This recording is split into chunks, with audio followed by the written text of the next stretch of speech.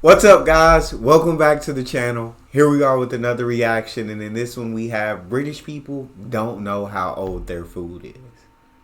I don't know how old y'all food is either, but I'm interested in finding out, British people. Before we dive into this video, if you guys happen to enjoy it, please don't forget to smash that subscribe button.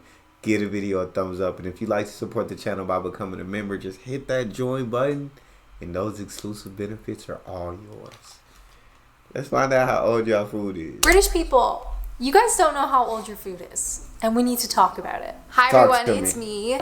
For those of you who don't know me, my name is Alana, and I'm a Canadian, but I have been living here in the UK for the last 7 years. So the other day I had an incident, which we will get to in a second, and I just had this moment where it kind of clicked for me how old British food truly is. And I don't think British people are aware of it. So without further ado, let's go. Now this whole video idea, this whole revelation started here at the sink. Okay. Exciting, I know. And I was stood here doing the dishes or something extremely mundane, and I was zoning out at this particular bottle. So by the sink we have an assortment of squash because that is my exciting life. And I zoned out looking at our Vimto no added sugar. What is Vimto? Just, again, extremely exciting. And I realized that I had never noticed on this particular label. So like a fruit juice. Since 1908. God, sorry, what? dang. Vimto was released the same year that Henry Ford released the Model T. 1908. The only reason I know that is I did a whole big research video about why Brits drive on the left. Please check it out if you haven't seen it. But 1908. Now Vimto was created by John Nichols from Blackburn, Lancashire. Did you know that? I didn't. Maybe people know that. Now I didn't know what originally his Vimto product was called Vimtonic. In the comment section, talk to me. Is Vimto, how good is Vimto? Y'all like it? A lot of people buy it. Y'all enjoy it? You don't like it? I need answers. And it was kind of like this herbal tonic situation that he would deliver to local businesses and cafes and that kind of thing. But in 1912, he shortened the name Vimtonic to Vimto. That was smart. Which Very honestly smart. is a great name. And while Vimto was originally registered as a medicinal drink, I'm not really sure what they were claiming it did. Maybe because it had vitamin C or something in it. While it was considered a medicinal sort of herbal remedy type situation, it was re-registered eventually as a cordial in 1912 or 1913. It depends where you look. Around this time, there was a big movement towards soft drinks. It became really trendy, and it's said that John realized, I've got something interesting, this Vimto cordial, and it really exploded as it became more of a trendy thing to have. And of course there's a variety of different flavors. If you have a favorite one, leave a comment down below. We have the neon pink one that is raspberry, orange, and passion fruit. And actually, a complete side note, that don't sound too bad. Raspberry, orange, and passion fruit. That don't sound too bad. That sound. I try it. I'm not a big juice guy. I do drink some juices, but I'm not a big juice guy. I'm more of a soda guy, soft drink guy. Oh, Vimto. I'd give it a shot. This is not really a thing in Canada. Well, Vimto first of all, but this as an idea. So of course, all the Brits know what squash is or what cordial is. I'm never good at figuring out how much to pour. Is that just me? But typically in Canada, you would have your juice concentrate in a jug in the fridge, and you would mix that already with water, so it was diluted to the appropriate amount. Then when you want a juice, you take the jug out of the fridge, you pour it out, and you're good to go. So this is a concept that was actually kind of weird to me when I first moved here. I hadn't seen this before. That is wild.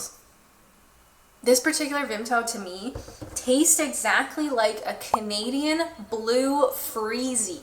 There's probably 4 people watching this video that know what I mean. When I close my eyes, that's what it tastes like. A Canadian Blue Freezy. Did you know Vimto was invented in 1908?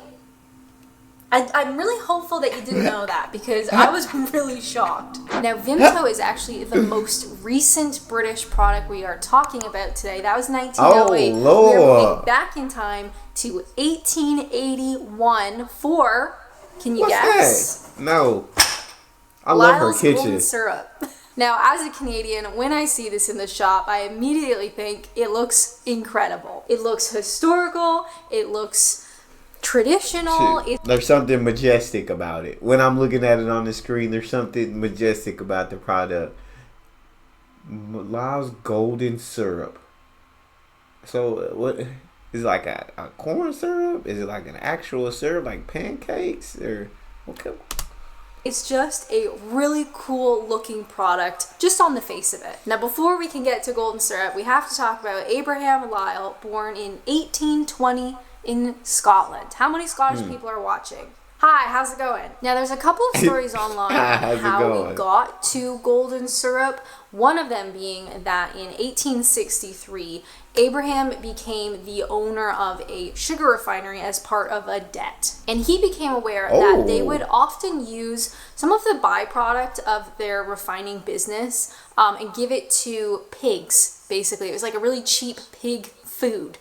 But Abraham realized that with a couple of tweaks, what they were just sort of essentially throwing away could actually be turned into a really good product. And after expanding his business to London, he opens up another refinery and they start creating what they called Goldie, which is like a golden treacle type syrup. Now, something that was really surprising to me was the actual imagery on the tin. And I don't know how many British people are aware of it. I know sometimes, at least I know for me, day-to-day life, I've had a long day at work, I go to the shop, I'm buying the things that I need. I'm not necessarily looking at the imagery on some of these products and what it means. But when it comes to the golden syrup, I find this so fascinating. Now, I wrote this down. Leave a comment down below if you already knew this. But on this tin, I knew there was a lion, right? You look at it quickly and you're like, ooh, there's a lion.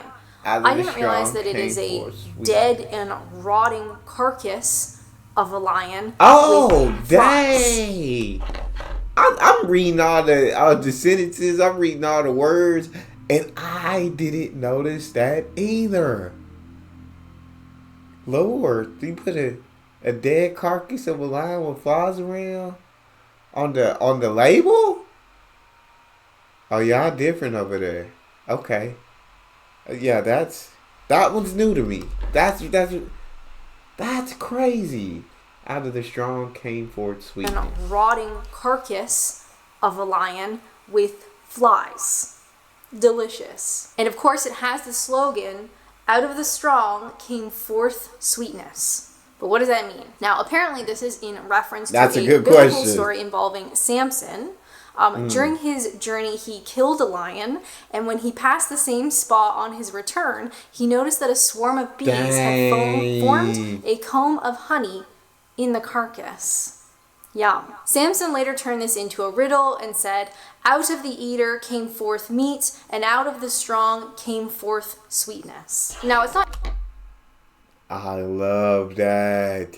Now I love the label. Now I absolutely love the label. That's dope. That's great marketing. Explicitly known why Abraham chose that imagery or chose that saying or phrase. He was definitely a religious man, so kind of checks out. Some people think that it is suggested that they refer to either the strength of the Lyle company itself, or the tins in which the golden syrup is sold, or simply the process of refining sweet syrup from bitter treacle. Either way, in 1904, they registered it as a trademark. Yes, 1904. Wild. That's wild. Like with many of the products we're talking about today, this of course has the royal warrant. Their first one was around 1911, which is just crazy. Now, sources say that the golden syrup can be traced back to 1881. However, do you know what year black treacle came around from the same company? What? Not until the 1950s, which I found so surprising. Dang. For some reason, I thought black treacle was way older, but it's not.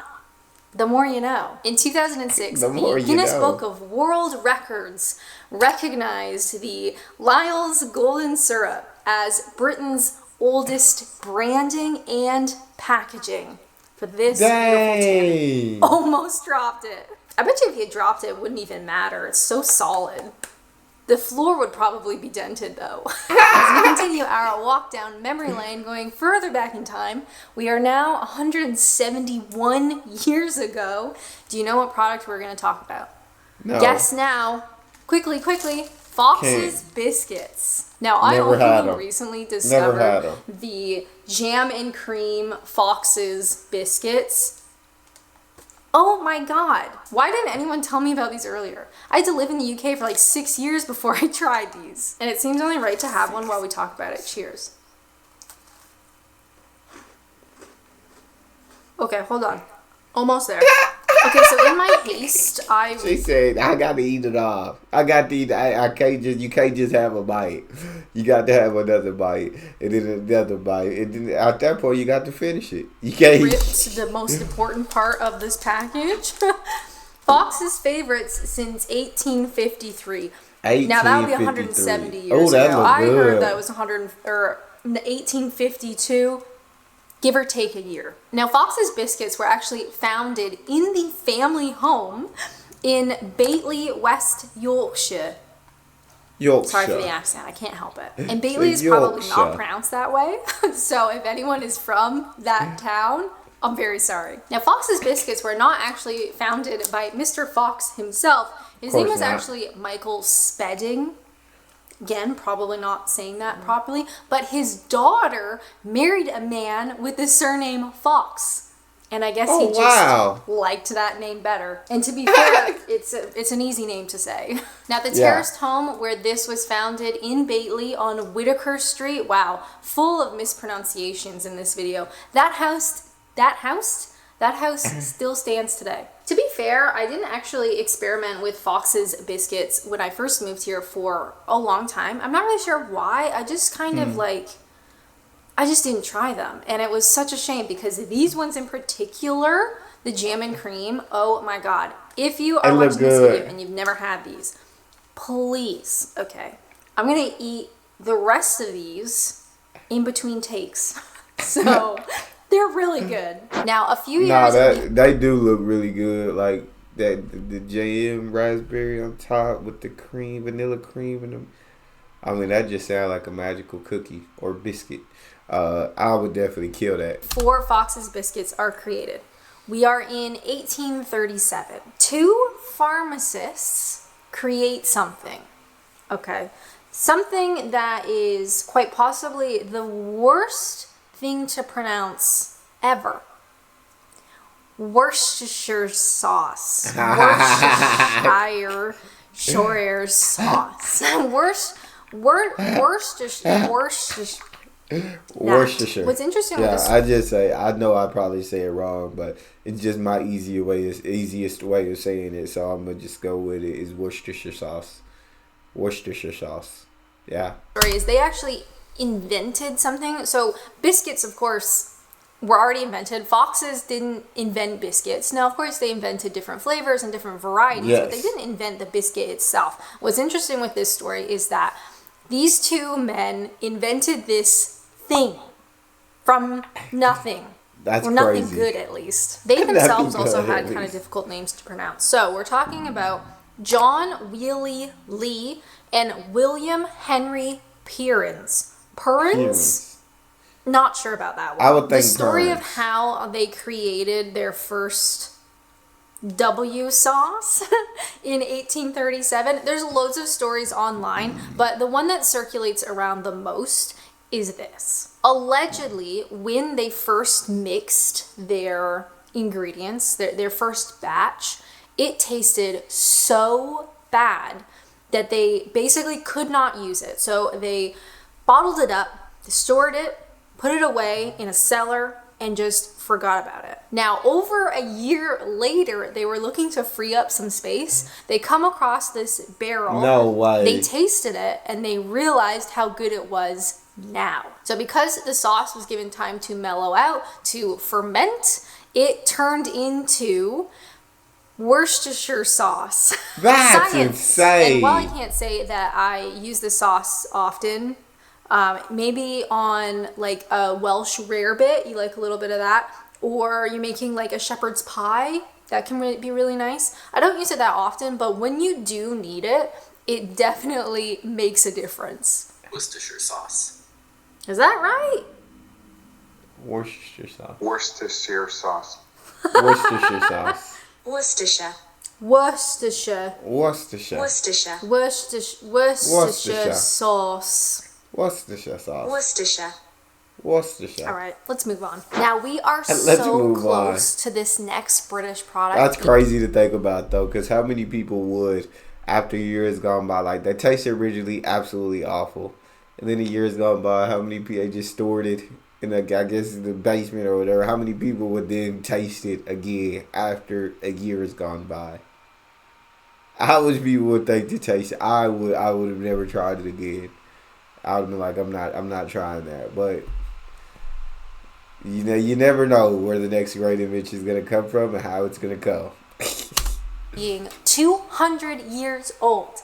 So if you watch this in 2024, it will be 200 years. And of course, we are talking about Cadbury. Now, founded in 1824 in Birmingham. Anyone from Birmingham? Hi, how's it going? Now, Cadbury was founded by John Cadbury. What a name.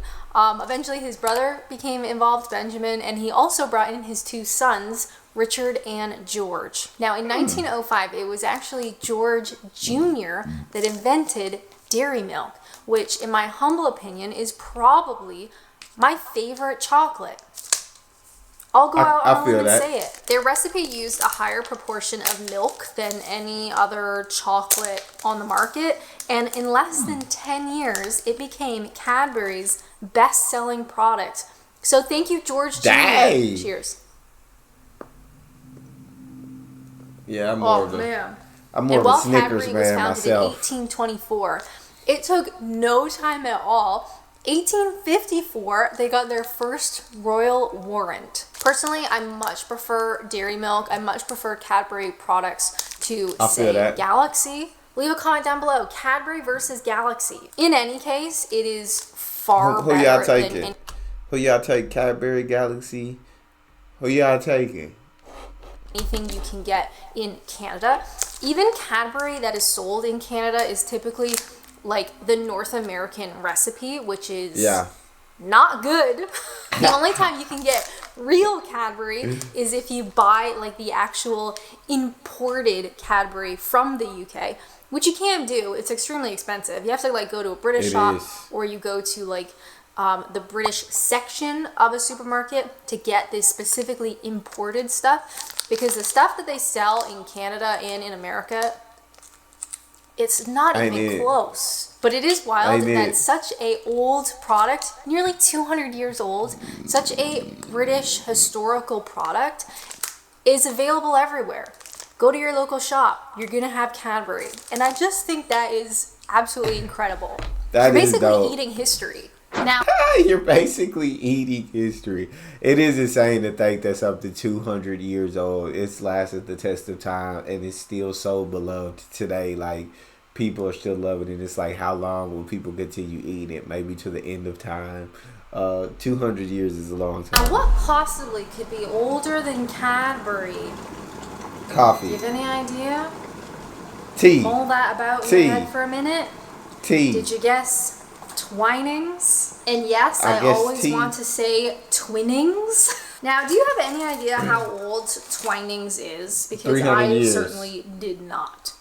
Did you guess 317 years? Because I bet you didn't, unless you Googled it, in which case that's cheating. Now, we've got a couple of different words to pronounce. In which case that's cheating. Twinings. Hey, that's your good. Twinings was invented before the U.S., dog. That's crazy. Before the U.S. came about, they invented Twinings. Was created by Thomas Twining, great name, in Panswick, Gloucestershire.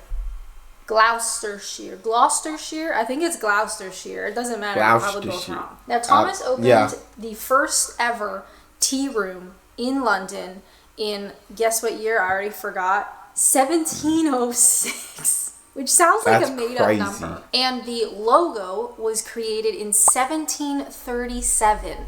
And it is the same logo that they use today. Which is the world's oldest continued use logo. Surely you didn't know that. And unsurprisingly, this is another royal warrant holder. Now, there's a couple of stories of Twining's origin, but the one that comes up a lot is basically the Twining family, due to the recession of the time, they left their home in, remember, Gloucestershire, and they moved to London. This was around 1684. Now, when Thomas was about 26, he started working for this wealthy merchant trade kind of man, and he was involved in some of the very first shipments of tea to the UK. Now, around this time, coffee houses were extremely popular, which... love to hear it. I love a coffee house. Although women were not really allowed in them. We'll come back to that in a second. Men would be in these coffee houses. You'd have coffee or perhaps hot chocolate or perhaps a little bit of alcohol. But not tea. At least not yet. So Thomas saw an opening. He saw all these coffee houses. He started getting involved in shipments of tea. So he opened his own coffee house that also served tea. And because, like I said, social norms meant that women were not really allowed in these types of coffee houses, they would, at least the wealthy ones, would send in men to buy them Twining's tea, whether a hot tea for them to take, or he sold actually a lot of tea leaves so people could have it at home. And for over 300 years, Twining's has been making tea. So if you have a favorite, leave a comment down below. As a Canadian, I didn't grow up in a tea household. Grew up in a coffee household, so I'm still very much a coffee girly. But there is something that is really wild about being able to have a cup of tea from a British company that is over 300 years old. I feel that. So cheers. Yeah. I don't do any hot drinks. I don't do coffee, tea, nothing. It got to be cold. But I feel like I could try this, and I feel like I might like it. I guess you never really know till you try it. So mostly I don't like hot drinks, but I might like try it and see. By the way, Thomas Twining's first tea shop, the number 216 Strand, London, still operates today. It really is incredible to be surrounded by so much history that I don't think people actively think about. You are literally drinking history. British history that has survived for over 300 years. It's about a test of time. And I think that's really special. If you're interested in learning a little bit more about British history, definitely check out this video on why Britain drives on the left. But that's kind of cool. Just all the history that she talked about with the food. I didn't know the history with British food, but then why would I? Because I'm from the U.S. and they don't teach us anything about the rest of the world. So that's just super dope. Shout out to the Brits and your historical tea, your historical chocolates, your historical drinks, everything about it. That's all we have. If you guys enjoyed that, please don't forget to smash that subscribe button, give the video a thumbs up, and check out the next one. I'll see you guys next time.